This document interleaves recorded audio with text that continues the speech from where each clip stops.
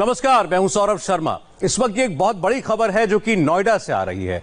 फरीदाबाद से भागने के बाद विकास दुबे के दिल्ली के आसपास होने की आशंका है और विकास दुबे नोएडा में भी छिपा हो सकता है, यह खबर है।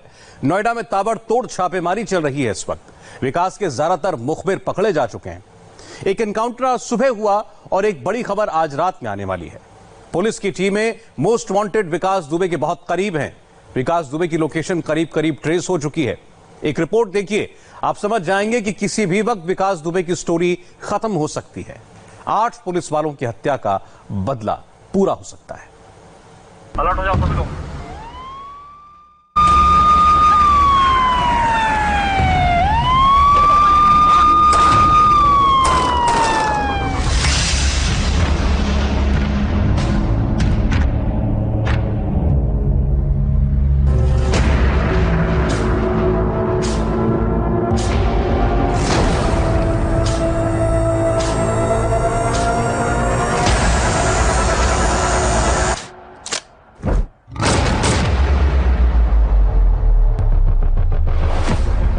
की सबसे बड़ी हेडलाइन और सबसे बड़ी खबर,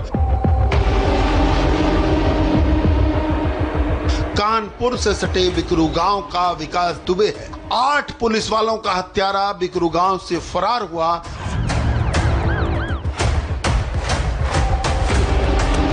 तो उसके बाद विकास दुबे को आसमान खा गया या जमीन निगल गई, किसी को कुछ पता नहीं। तो अब तक इस प्रकरण में 3 लोग जो हैं मारे जा चुके हैं। हमारे कल तक 9 लोग गिरफ्तार हुए थे, 2 लोग और आज बढ़ गए और 3 फरीदाबाद पुलिस ने गिरफ्तार किए। तो कार्रवाई व्यापक चल रही है, लेकिन हमारा मुख्य टारगेट जो है विकास दुबे है। 5 दिन में 50,000 के इनामी को 5 लाख में बदला गया। हर घंटे इनाम की रकम बढ़ाई जा रही है। रातों रात विकास उत्तर प्रदेश पुलिस की मोस्ट वांटेड लिस्ट में टॉप 3 पर पहुंच गया। कानपुर, हमीरपुर, फरीदाबाद, गुड़गांव, दिल्ली, गाजियाबाद, नोएडा समेत 100 शहरों में मोस्ट वांटेड विकास दुबे को जिंदा या मुर्दा पकड़ने में उत्तर प्रदेश पुलिस आज तक का सबसे बड़ा सर्च ऑपरेशन चला रही है। दिल्ली, राजस्थान, बिहार और मध्य प्रदेश पुलिस भी विकास के पीछे है। विकास दुबे को दिल्ली एनसीआर में तलाशा जा रहा है और आखिरी बार वो फरीदाबाद में दिखाई दिया। लेकिन आपको बता दें, इस वक्त हम विकास दुबे के गांव में है। गांव के पीछे का ये रास्ता है और उसी के बगल से ये पांडू नदी गुजरती है। जब पुलिस ने यहां दबिश दी तो दोनों रास्ते पुलिस ने कवर किए थे और विकास दुबे इसी रास्ते से होकर गुजरा है। ये पुल यहां बनाया गया है और सबसे बड़ी बात ये कि ये पुल भी खुद विकास दुबे ने बनवाया था। यहां अगर आप देखेंगे तो बोर्ड लगा है, माननीय श्रीमती ऋचा दुबे, पत्नी श्री विकास दुबे, सदस्य जिला पंचायत। 2018-19 के तहत ये पुल बना था और इस पर लागत आई थी 12,97,460 रुपए। ये सरकारी पैसे का इस्तेमाल कर बनाया गया पुल विकास दुबे के भागने के लिए अहम हथियार बना और विकास दुबे इसी तरीके से बाइक पर सवार होकर इस गांव से निकला। पोस्टर चस्पा किए जा चुके हैं। विकास के ठिकानों पर रेड मारी जा रही है। कई गुर्गे अरेस्ट हैं तो कई गुर्गों का पुलिस ने दी एंड कर दिया। लेकिन उत्तर प्रदेश पुलिस को खुल्लम खुल्ला चैलेंज देने वाला विकास दुबे पुलिस के हाथ से रेत की तरह फिसल रहा है। पुलिस के हाथ लगी तो फकत एक वीडियो और यही तस्वीर। तो क्या विकास दुबे भाग गया या फिर विकास दुबे के खात्मे की उल्टी गिनती शुरू हो गई है? विकास दुबे की लास्ट लोकेशन की लेटेस्ट रिपोर्ट आज हम आपको दिखाएंगे। विकास दुबे को पकड़ना पुलिस के लिए सबसे बड़ा चैलेंज है। विकास दुबे एक ऐसा अपराधी है जिसकी पुलिस महकमे में अंदर तक पकड़ है। 2001 में उस समय की बीजेपी सरकार के दर्जा प्राप्त राज्य मंत्री संतोष शुक्ला को विकास ने शिवली थाने में घुसकर मारा था। उस समय थाने में 30 पुलिस वाले थे, लेकिन किसी ने विकास के खिलाफ गवाही नहीं दी। यही नहीं, पुलिस उस समय विकास को पकड़ नहीं पाई और 4 महीने बाद विकास ने कोर्ट में सरेंडर किया। किस तरह का नेक्सस विकास और पुलिस का था, आइए आपको दिखाते हैं। विकास दुबे की लास्ट लोकेशन बिखरू से 480 किलोमीटर दूर हरियाणा के फरीदाबाद में मिली। आप जो तस्वीर देख रहे हैं ये मोस्ट वांटेड विकास दुबे की बताई जा रही है। कानून के लंबे हाथ विकास तक पहुंचते उससे पहले वो चकमा देकर फरार हो गया। पुलिस की गिरफ्त के बेहद करीब पहुंचकर विकास दुबे पुलिस को चकमा देने में कामयाब हो जाता है। पुलिस विकास दुबे के दोस्त के घर फरीदाबाद में दबिश दे चुकी थी।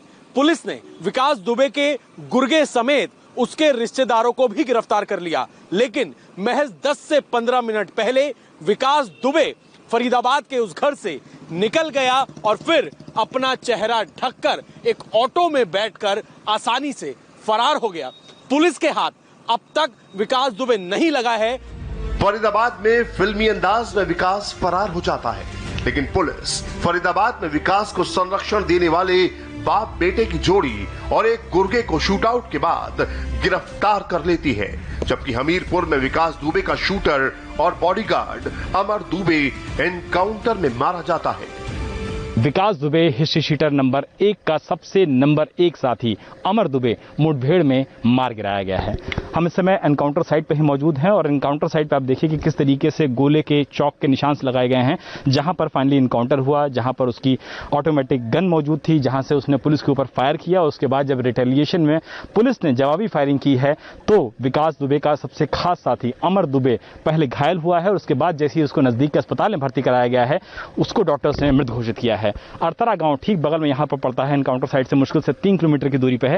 ये बताया जाता है कि अमर दुबे अपने एक रिश्तेदार के यहाँ किसी तरीके से छुपने के लिए आया था, क्योंकि फरीदाबाद में अमर दुबे भी विकास दुबे के साथ मौजूद था और जब पुलिस की रेड वहां हुई तो विकास दुबे अलग लोकेशन पर चला गया, जबकि अमर दुबे अपने इस रिश्तेदार के गांव चला आया जहां से वो यहां पर एक शरण चाह रहा था।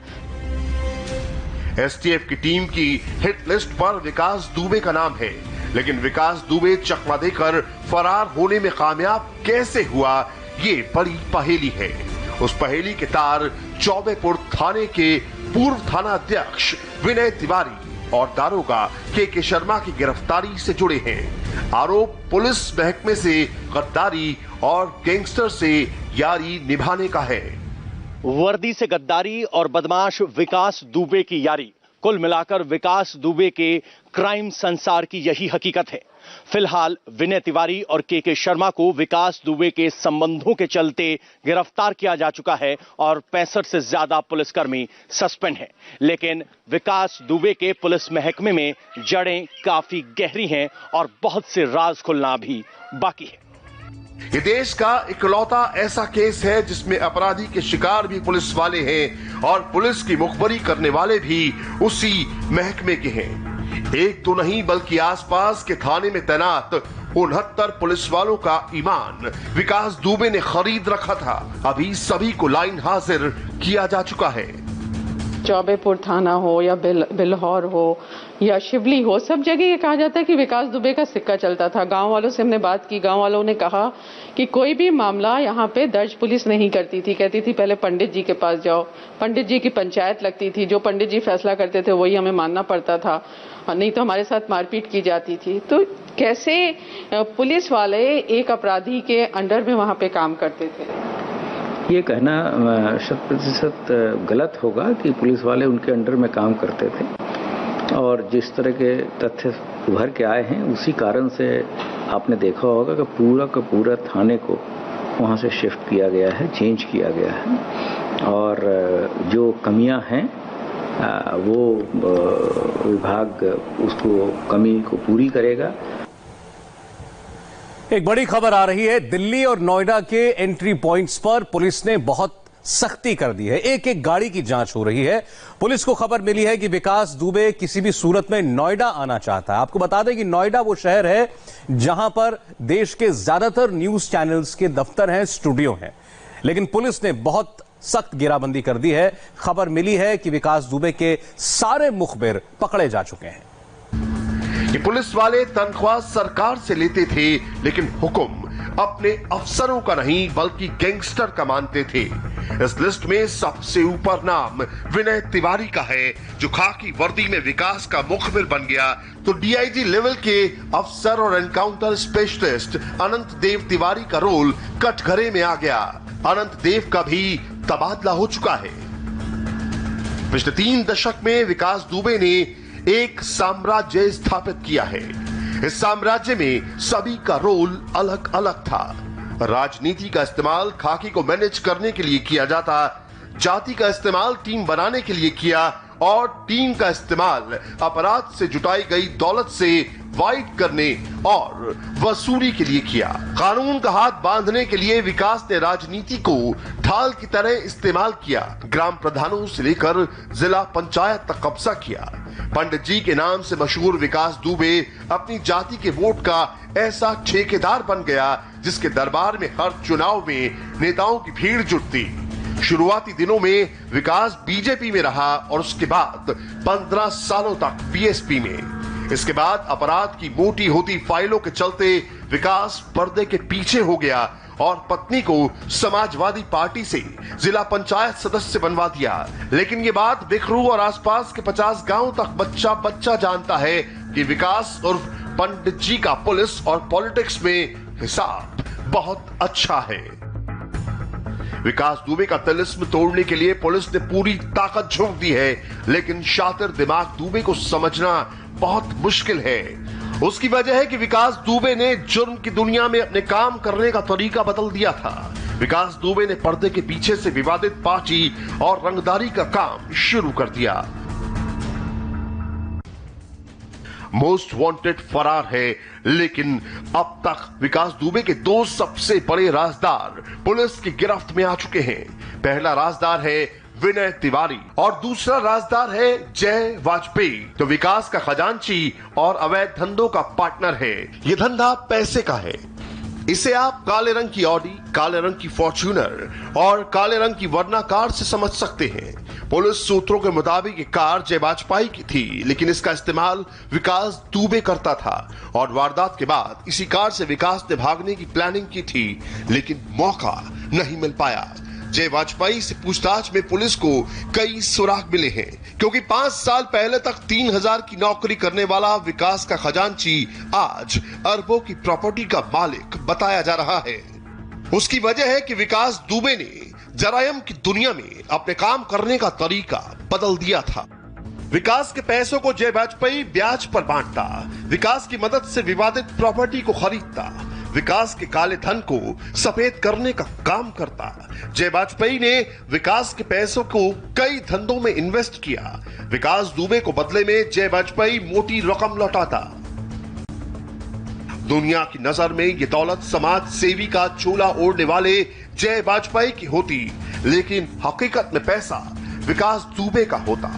शक है कि विकास दुबे पर्दे के पीछे से खेल सेट करता और चेहरा जय वाजपेयी का होता।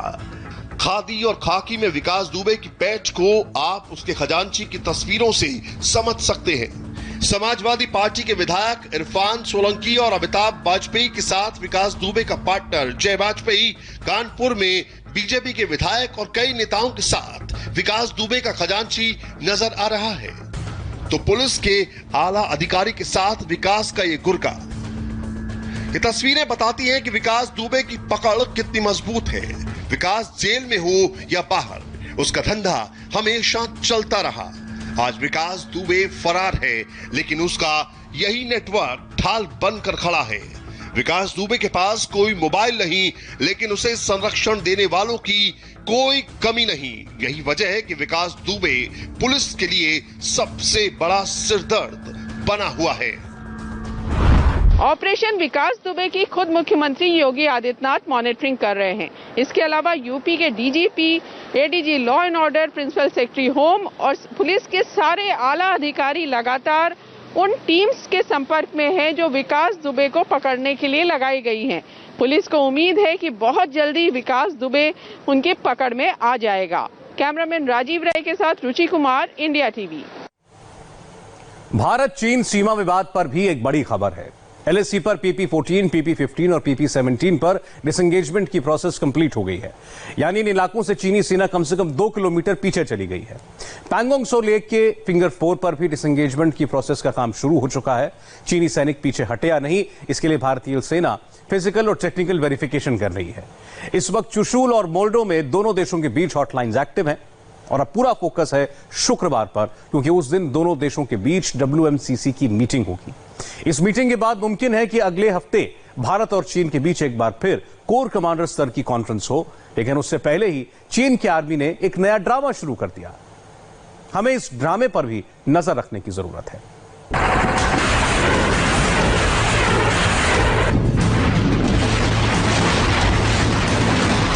चाइनीज आर्मी पीछे भागते हुए भी हवाई फायरिंग कर रही है।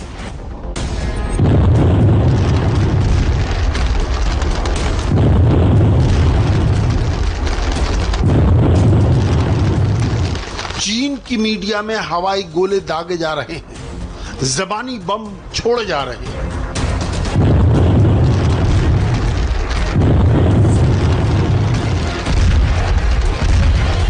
पिछले 48 घंटों से चीन बहुत बेचैन है और बेचैनी का आलम यह है कि चीन खुन्नस में आकर अपने ही गोले बारूद बर्बाद कर रहा है।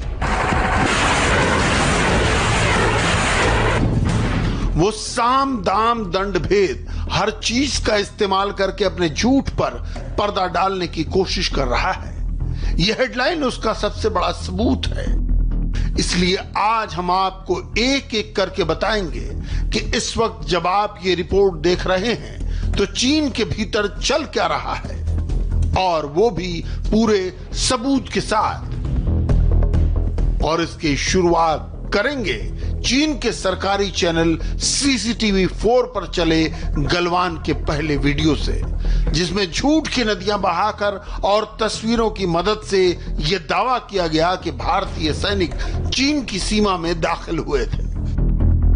पिछले कुछ घंटों के दौरान आपने इंडिया टीवी पर चीन का हर झूठ एक्सपोज होते हुए देखा, लेकिन अभी तक किसी को यह नहीं मालूम था कि चाइनीज चैनल पर बैठे एक्सपर्ट चीनी भाषा में क्या बोल रहे थे, कौन से झूठ का प्रसारण कर रहे थे। इसलिए हमने पूरी रिसर्च की और आज हमने उन चाइनीज एक्सपर्ट्स का पूरा ट्रांसलेशन किया। अब एक एक करके आपको सारी बात सुनाते हैं और उसका मतलब भी समझाते हैं। सफेद रंग का जैकेट पहने इस चाइनीज महिला का वीडियो तो आपने बार बार देखा हो, लेकिन आज पहली बार सुनेंगे और समझेंगे कि ये कह क्या रही थी। चलिए शुरुआत करते हैं। 大家首先要认识到的一个事实呢，是这个印军挑衅在先，同时也是越线在先，那么也是动手。 यह महिला एक्सपर्ट सरासर झूठ बोल रही थी, क्योंकि पहला हमला चीनी सैनिकों ने किया था, न कि भारतीय सैनिकों ने। चलिए अब इसका दूसरा झूठ सुनवाते हैं। 在今天我们展示的一些图片和这个相关的这个画面，应该说能看到很多的信息。这个4月份，其实从那个时间开始，印度就已经开始挑衅。 ये बात भी सरासर झूठ है, क्योंकि LAC के पास अवैध निर्माण का काम चीन की सेना कर रही थी, न कि भारतीय सेना। भारत अपनी सीमा के भीतर कंस्ट्रक्शन का काम कर रहा था और इसी से चीन को समस्या थी। अब आगे बढ़ते हैं और इस महिला की एक और बात आपको सुनवाते हैं। इस चीनी एक्सपर्ट ने चीन के सरकारी चैनल पर बैठकर एक साथ कई झूठ बोले। एक हिस्सा तो आपने देख लिया, अब दूसरा हिस्सा देखिए, क्योंकि इसमें आपको चीन का डर भी साफ साफ दिखाई देगा। 那么同时呢，我们去看到呢，印方呢仍然有一种动向，是试图在这个相关的地区呢进行一些这个哨所的设置，进行一些这种军事上的部署。所以可以看出呢，这种挑衅呢，应该说它的目标是非常清楚的，就是要改变当地的这个现状，来这个进行这种主权方面的从印方的这种挑战。 ये दलील भी 100% गलत है, क्योंकि शुरुआत में LAC पर मिलिट्री डिप्लॉयमेंट चीन ने की थी और भारी संख्या में अपने सैनिक जमा कर लिए थे। चीन को ईंट का जवाब पत्थर से देने के लिए ही भारतीय फौज ने भी LAC पर अपनी तैयारी मजबूत की और चीन इस बात को अच्छी तरह जानता है। रही बात स्टेटस को बदलने की, तो इसकी शुरुआत चीन ने की थी, ना कि भारत ने।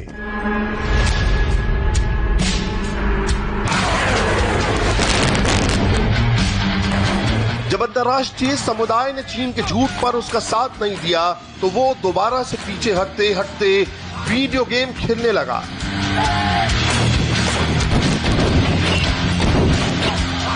और रही सही कसर प्रोपेगेंडा वॉरफेयर के तहत उसके सरकारी मीडिया ने शुरू कर दी। कुछ घंटों पहले ही ग्लोबल टाइम्स ने यह छापा कि पठारी इलाके में चीन ने अपने आधुनिक हथियार एक बार फिर तैनात कर दिए हैं, और ये सब कुछ LAC पर डी एस्केलेशन से ठीक पहले हुआ। अब चीन के डर का सबसे लेटेस्ट सबूत देखिए।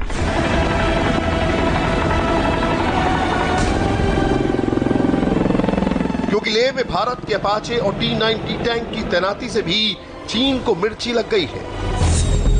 चीन से टक्कर लेने के लिए लेह में अपाचे लड़ाकू हेलीकॉप्टरों की तैनाती से चीनी मीडिया भड़क गया है। ग्लोबल टाइम्स ने धमकी दी है कि अगर भारत ने उकसावे वाली कार्रवाई की तो चीनी सेना करारा जवाब देगी। उसने कहा कि भारत का जवाब देने के लिए PLA ने तिब्बत के ऊंचाई वाले इलाके में कई अत्याधुनिक हथियार तैनात किए हैं। ग्लोबल टाइम्स ने यह भी आरोप लगाया कि भारत लगातार सेना को जुटा रहा है और युद्धाभ्यास कर रहा है। चीनी अखबार ने कहा कि PLA ने मल्टीपल रॉकेट लॉन्चर, तोपें, anti tank missile, anti aircraft gun, हल्के टैंक और अटैक हेलीकॉप्टर अपनी उत्तर पश्चिमी सीमा में तैनात किए हैं। ये हथियार खास तौर पर ऊंचाई वाले इलाकों में लड़ाई के लिए तैयार किए गए हैं। इन सारी हेडलाइंस और रिपोर्ट से एक बात साफ है कि चीन अभी भी पूरी तरह खौफ में है और भारत की सैन्य शक्ति ने उसे बैकफुट पर धकेल रखा है। चीन की दूसरी सबसे बड़ी टेंशन यह है कि इस वक्त भारत के सारे दोस्त इकट्ठा हो गए हैं। जैसा कि आप जानते हैं, भारत ने चीन के 59 ऐप्स बंद कर दिए हैं क्योंकि चीन ने भारतीय सैनिकों को शहीद किया था। अमेरिका ने भी अपने एयरक्राफ्ट कैरियर्स भेज रखे हैं। उनका मिशन क्या है, हमारा मिशन क्या है?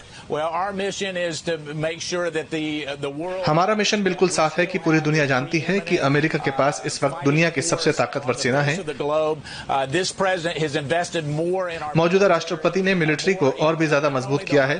संदेश बिल्कुल साफ है कि हम चीन को या किसी और को इतना आसानी से नहीं छोड़ेंगे जो अपनी ताकत के दम पर कुछ गलत करने की कोशिश करता है, फिर चाहे उस इलाके में हो या फिर हमारे देश में।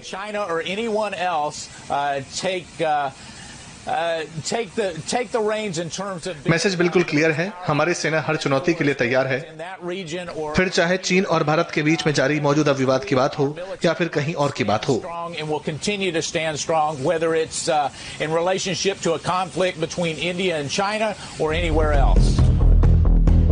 फिलहाल गलवान घाटी में भारत और चीन की सेनाओं के बीच झड़प के 23 दिन बाद अब वहां हालात सामान्य हो रहे हैं। पेट्रोलिंग पॉइंट 15 से दोनों देशों की सेनाएं पीछे हट गई हैं। चीन की सेना करीब 2 किलोमीटर पीछे हटी है।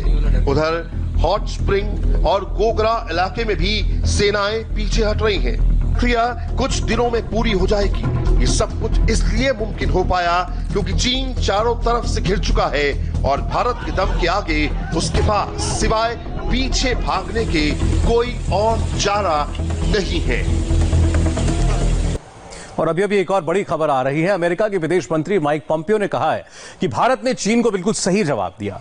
चीन के आक्रामक पैंतरों को हिंदुस्तान ने ठीक किया है। पोम्पियो का यह बयान चीन और अमेरिका के बीच बढ़ रही तल्खी के बीच आया है। चाइना ने आज ही अमेरिका के लोगों का वीजा बंद कर दिया।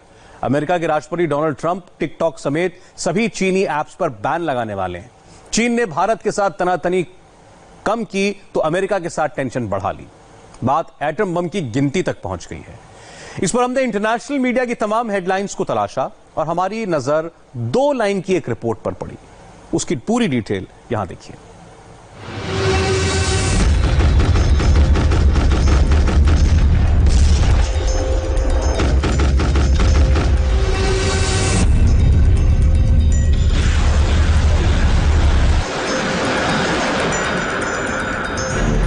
चीन अब सीधा अमेरिका से जा भिड़ा है।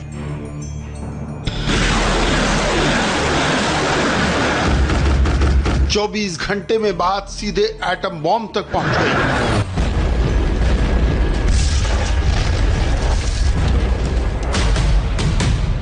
अमेरिका ने भी चीन को डायरेक्ट वार्निंग दे दी है, छेड़ोगे तो मिट जाओगे।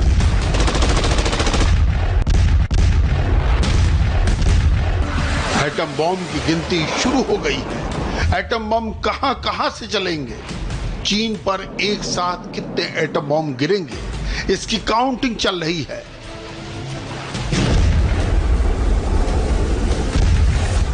चीन कितने बॉम्ब गिरा सकता है उसे भी आंका जा रहा है।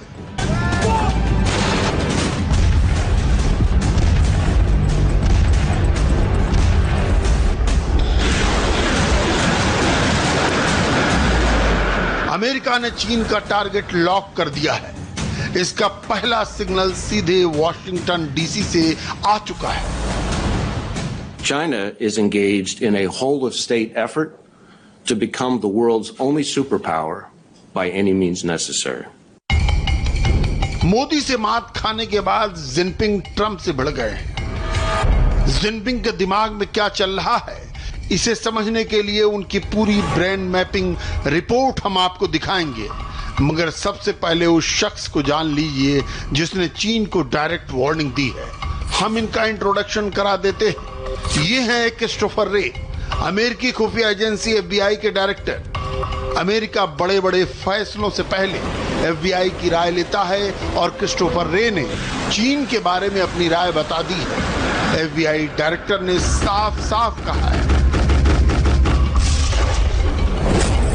चीन अमेरिका के लिए सबसे बड़ा खतरा है। चीन इकलौता सुपर पावर बनना चाहता है। चीन अमेरिका में जासूसी कर रहा है और चीन अमेरिकी लोगों के पर्सनल डेटा चुरा रहा है।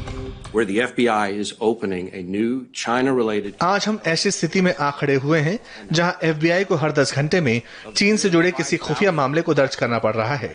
अभी देश भर में ऐसे 5000 मामले दर्ज हैं, जिनमें लगभग आधे चीन से जुड़े हैं। are all related to China. FBI director का यह बयान ऐसे वक्त आया है जब लद्दाख की गलवान घाटी से चाइनीज आर्मी का तंबू उखड़ गया है। मगर साउथ चाइना सी में एटॉमिक पावर से लैस अमेरिका के 2 जंगी बेड़े पहुंच चुके हैं, यानी वॉर जोन शिफ्ट हो गया है। वॉर के चांसेस बढ़ गए हैं। अमेरिकी राष्ट्रपति डोनाल्ड ट्रंप वायरस के मुद्दे पर पहले ही चीन से नाराज है। चीन अब उनके कार्टून दिखाकर ट्रंप को और नाराज कर रहा है।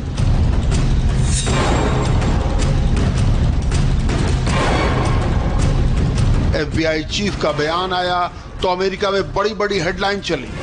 इस डायरेक्ट वार्निंग को अमेरिकी विदेश मंत्रालय ने हूबहू शेयर किया। विदेश मंत्री माइक पॉम्पियो ने भी अपने ट्विटर हैंडल से इसे जारी किया।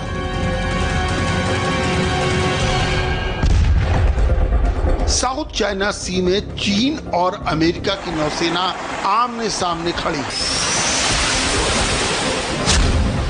अमेरिकी नेवी का 7वां बेड़ा साउथ चाइना सी में गश्त कर रहा है।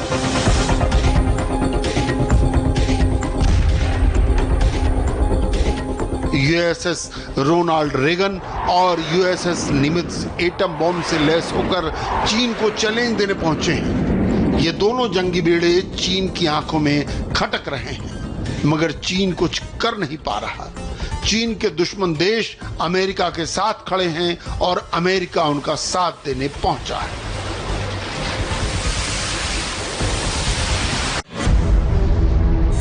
अमेरिका और चीन में युद्ध होने की 5 बड़ी वजहें मौजूद हैं। Number 1, Hong Kong. Number 2, South China Sea में चीन की दादागिरी। नंबर 3, अमेरिका में चीन की जासूसी।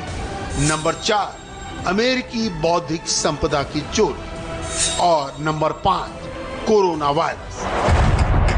चीन अमेरिका के साथ वही कर रहा है जो वो भारत के साथ कर रहा था। चीन अमेरिका में आर्थिक जासूसी कर रहा है, अमेरिका का डेटा और पैसे चुरा रहा है। इसके अलावा अवैध राजनीतिक गतिविधियों में शामिल है। चीन को काबू करने के लिए ट्रंप भी अब मोदी की राह चल रहे हैं। भारत ने चीन के 59 ऐप्स पर पाबंदी लगाई थी। अमेरिका भी चीन के ऐप पर पाबंदी लगाएगा। अमेरिका में टिकटॉक पर भी बैन लग सकता है। विदेश मंत्री पॉम्पियो कह चुके हैं चीन की कम्युनिस्ट पार्टी इन ऐप्स की निगरानी कर रही है। अब FBI की जांच में भी ये बात सामने आई है। चीन इससे आग बबूला है। 雷的有关言论无视基本事实，充斥着政治谎言。 रे ने बुनियादी बातों की अनदेखी की है और सिर्फ सियासी झूठ बोला है। उनकी सोच शीत युद्ध के समय की है और वैचारिक रूप से वो पूर्वाग्रह से भरे हैं। चीन इसका पुरजोर विरोध करता है। मैं ये कहना चाहूंगा कि अमेरिका के कुछ नेताओं ने हाल ही में चीन के बारे में बेतुकी बातें की हैं। तथाकथित चाइना थ्रेड को उछाला है। वो अपनी समस्याओं से लोगों का ध्यान हटाने की कोशिश कर रहे हैं। दुनिया उनके इरादों को देख रही है और वो किसी भी तरह कामयाब नहीं होंगे। 世人看得清清楚楚，注定不会得逞。 डोनाल्ड ट्रंप सबसे ज्यादा कोरोना के मुद्दे पर चीन से खफा है। चीन ने वुहान से कोरोना वायरस को पूरी दुनिया में फैलने दिया। ट्रंप को लगता है कि चीन इस वायरस को वुहान में ही रोक सकता था, लेकिन उसने ऐसा नहीं किया और चीन की गलती से वायरस पूरी दुनिया में फैला। 19 or 20 names for that, right? It's got all different names. Wuhan was catching on. Coronavirus, right? Kung flu, yeah. Kung flu. America में राष्ट्रपति चुनाव है। ट्रंप की रेटिंग घट रही है। कुछ बड़ा करना चाहते हैं। ऐसे में एटम बॉम्ब अमेरिका और चीन में युद्ध का ट्रिगर पॉइंट बन सकता है। जी हां, एटम बॉम्ब। अमेरिका चाहता है कि चीन अपने एटम बॉम्ब कम करे। एटम बॉम्ब के बारे में अमेरिका रूस के साथ बात करने जा रहा है। दोनों देश एटॉमिक वॉरहेड की तादाद कम करने पर बात करेंगे। अमेरिका उस बातचीत में चीन को भी शामिल करना चाहता है। एटम बॉम्ब के नाम से ही चीन भागा भागा फिर रहा है। चीन का कहना है कि सबसे ज्यादा एटम बॉम्ब रूस और अमेरिका के पास है, तो अपने वॉरहेड वही कम करें। चीन से कुछ भी न कहा जाए। अमेरिका के नाराज होने की सबसे ताजा वजह यही। चीन के पास कितने एटम बॉम्ब हैं, इसकी सही तादाद कोई नहीं जानता। 25 साल पहले यानी 1995 के एक लीक दस्तावेज के मुताबिक चीन के पास 200 से ज्यादा एटम बॉम्ब थे। 1999 से 2009 के बीच चीन ने एटॉमिक मिसाइलों की सेकंड आर्टिलरी डेवलप करने का तीसरा स्टेज शुरू किया। इन 10 सालों में चीन ने मिसाइल डेवलप किए और एटम बॉम्ब बनाए। चीन ने कितने बम बनाए ये किसी को नहीं पता। चीन के पास 300 से 400 एटम बम होने का अनुमान सब लगाते हैं। अनवेरिफाइड सोर्सेज के मुताबिक चीन के पास 3000 से ज्यादा एटम बम हो सकते हैं। अब चीन के पास 300 एटम बम हो या 3000 हो, अमेरिका ने उसे घेर रखा है। प्रशांत महासागर के नेवल बेस से लेकर साउथ चाइना सी तक अमेरिकी मिसाइलों ने चीन को टारगेट पर ले रखा है। अमेरिकी आर्मी की पोजीशन और उसकी मिसाइल्स की रेंज देखकर जिनपिंग के पसीने छूट रहे हैं।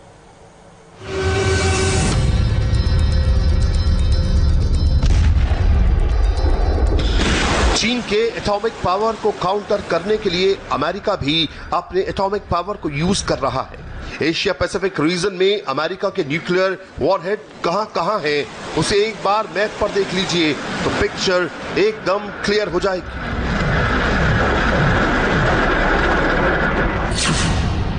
जापान, ताइवान, साउथ कोरिया और गुआम, इन 4 जगहों पर अमेरिका ने अपनी न्यूक्लियर मिसाइलें लगा रखी हैं।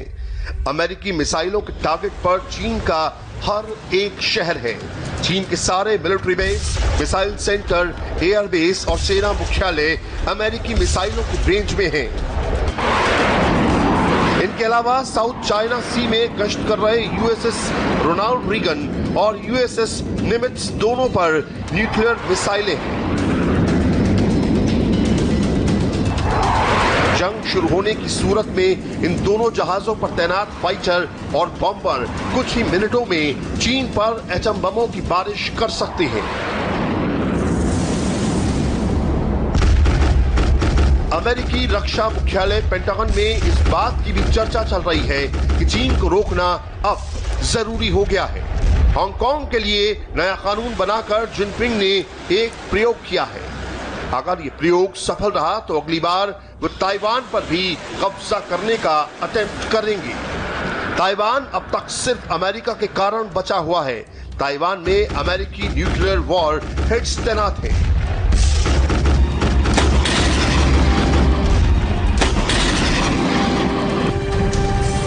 जिनको अमेरिका किसी भी कीमत पर बचाना चाहता है। अपने पॉलिटिकल और स्ट्रेटेजिक हितों की रक्षा के लिए अमेरिका युद्ध से पीछे नहीं हटेगा। अमेरिका और चीन के इस टेंगो में रूस के राष्ट्रपति पुतिन का रोल बहुत अहम होने वाला है। लद्दाख के गलवान में झड़प होने पर पुतिन ने भारत का साथ दिया था। पुतिन ने भारत को हथियार भी दिए और चीन का साथ छोड़ दिया। रूसी शहर व्लादिवोस्तोक पर दावा करके चीन ने वैसे ही रूस को नाराज कर रखा है। इसीलिए जिनपिंग को पुतिन से किसी भी तरह की मदद की कोई संभावना नहीं है। और एक बार फिर महाराष्ट्र के कोरोना के नंबर्स